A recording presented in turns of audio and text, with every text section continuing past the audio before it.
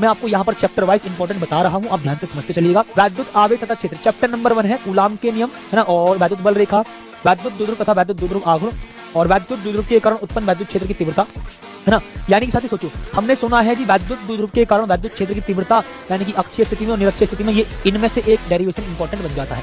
यहाँ पर साथी अगर मैं बात करूँ तो देखो यहाँ से न्यूमेरिकल बनता है, ठीक है भाई। अगर साथी मैं यहाँ पर आप सभी से बात करूँ तो देखो यहाँ से हमारा एक न्यूमेरिकल बनता है, ठीक है भाई, यहाँ से भी न्यूमेरिकल बनता है। अब इस बात पर फोकस करिए, ठीक है भाई, आप साथ इस बात पर फोकस करेंगे कि हाँ सर यहाँ से न्यूमेरिकल बनता है, ठीक है।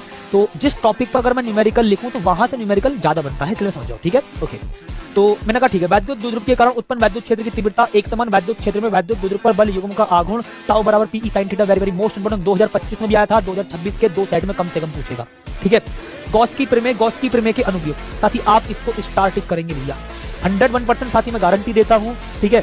एक अनंत लंबाई के सीधे तार के निकट वैद्युत क्षेत्र की तीव्रता, है ना, एक समतल आवेशित चादर के निकट वैद्युत क्षेत्र की तीव्रता, और सुनो गॉस की प्रमेय की सहायता से कूलाम के नियम की प्राप्ति, और एक और है गोलीय कोष के कारण वैद्युत क्षेत्र की तीव्रता। 101% साथी गॉस की प्रमेय पर आधारित डेरिवेशन आपको दिखाई देगी, लिख करके दे रहा हूं, स्टाम्प पेपर पर सिग्नेचर करा लो। गॉस की प्रमेय 101% आपको पेपर में दिखाई देगी, यानी कि गॉस की प्रमेय के अनुप्रयोग।